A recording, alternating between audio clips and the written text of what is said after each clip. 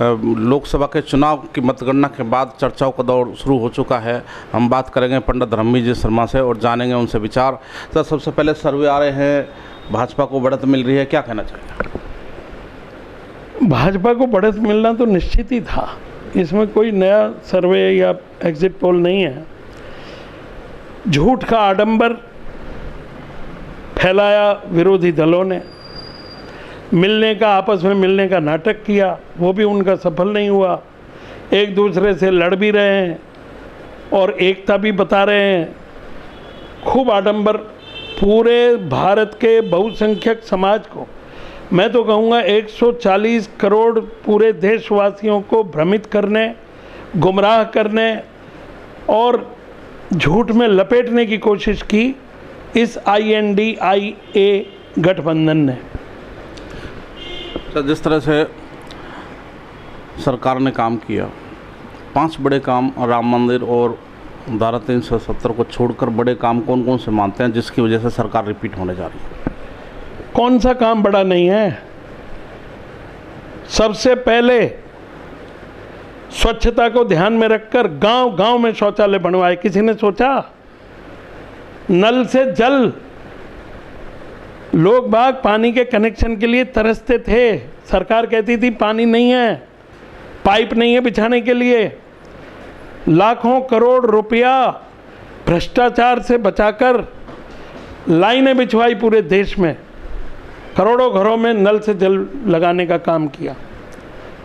हर घर में बिजली, नल से जल से पहले हर घर में बिजली भेजी।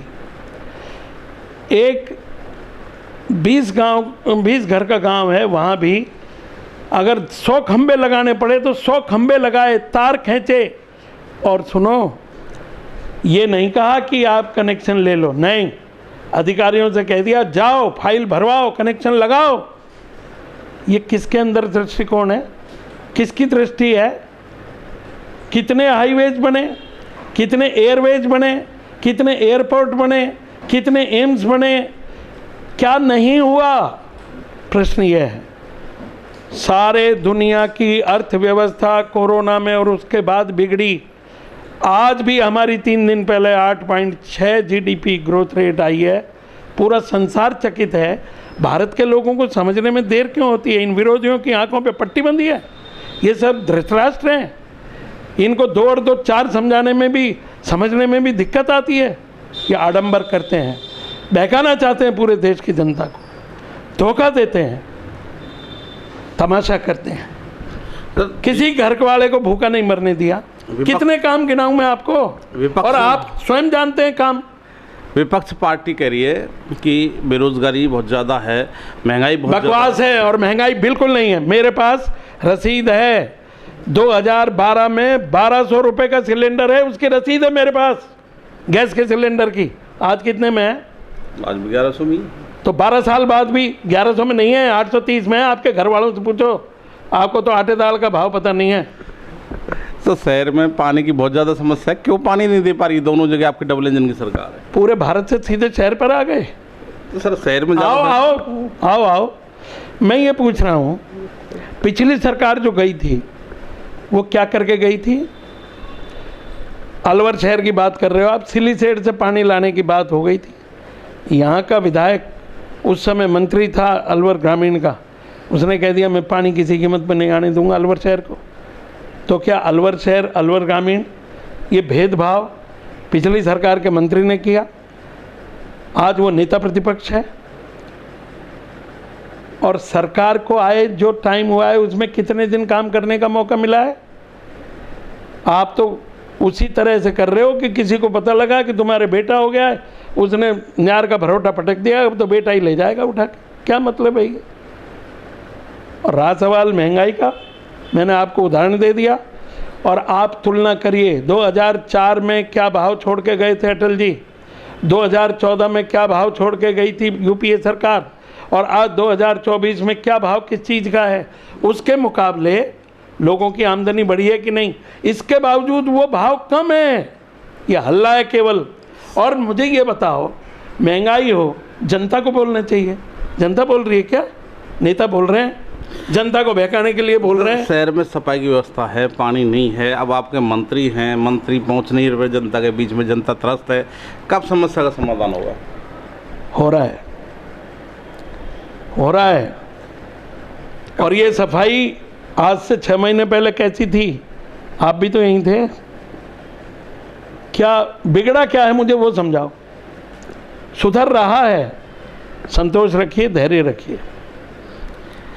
सर, अलवर के बीजेपी के सांसद उम्मीदवार भूपेंद्र सिंह चुनाव जीतेंगे, क्या लग रहा है आपको? 500% जीतेंगे, बहुत बड़े बहुमत से जीतेंगे, संदेह मिटा दीजिए। अलवर को डबल इंजन का फायदा मिलेगा, सांसद जी काम करा पाएंगे? सांसद ऐसे मिले हैं, मैं धन्यवाद देता हूं भारतीय जनता पार्टी के राष्ट्रीय नेतृत्व को, प्रधानमंत्री जी को। अलवर को ऐसा उम्मीदवार दिया जो सांसद तो बन ही रहा है, जो राष्ट्रीय स्तर के गिने चुने 4-5 नेताओं में से एक है। और कोई आश्चर्य नहीं है कि भूपेंद्र यादव जी राष्ट्रीय अध्यक्ष बन जाएं। क्या कमी रह जाएगी? एनसीआर से अलवर को बाहर निकाल पाएंगे? निकल जाएंगे, ये छोटी मोटी बात है। पानी आएगा पूर्वी नहर परियोजना का? क्यों नहीं आएगा? कब तक आएगा? क्यों नहीं आएगा, मैं पहले ये पूछ रहा हूँ। आएगा कब तक? क्यों बहम करते हो भाइयों? क्यों करते हो? क्यों करते हो? क्यों करते हो? जनता का सवाल। MOU हो गया। अरे जनता में हम भी तो हैं। आप तो MOU हो गया, इंफ्रास्ट्रक्चर तैयार होगा, जब भी पानी आएगा ना। तैयार करें कि नहीं? कब तक कर देंगे सर? अरे जब तक जितने कम से कम समय में हो सकता है उसमें कर देंगे। राजस्थान सरकार पे हमको पूरा भरोसा है, इंजीनियर्स पे भरोसा है, ठेकेदारों पे भरोसा है। पैसे की कमी आने नहीं दी जाएगी। पानी आएगा। सर कितने साल में आएगा? मैं पूछ के बताऊंगा इंजीनियरों से, आप भी पूछ लो किसी से। चलो, अब जो सरकार बनने जा रही है मोदी सरकार की, क्या बड़े काम करेगी सरकार? ये मेरा अधिकार नहीं है बताने का, ये तो स्वयं प्रधानमंत्री जी बताएंगे। उन्होंने 125 दिन का प्रोग्राम बना रखा है, बहुत बड़े काम करेंगे। लेकिन उन्होंने जो बात कही उसको ध्यान रखना, 6 महीने में देश में बहुत बड़ा राजनीतिक उथल पुथल होगा। ये जो कुकुरमुत्ते हैं ना, ये लप लप करके जनता को बहकाते हैं, सब अपने गति को प्राप्त करेंगे। तो सर कितनी सीटें मान के चल रहे हैं आप? अभी तो ये एक पोल है, लेकिन 400 पार, 100%। अलवर के सांसद, ये जिन लोगों ने एग्जिट पोल दिखाया है ना भाई साहब, ये इनने बहुत बचते बचते, डरते डरते कि जनता कह देगी कि ये तो बीजेपी की चमचागिरी कर रहे हैं, ये कह देंगे कि दबाव में दे रहे हैं। ये एग्जिट पोल बचते बचते, दबते दबते दिखाया है। आप देखना, 400 से ज़्यादा NDA, 370 बीजेपी।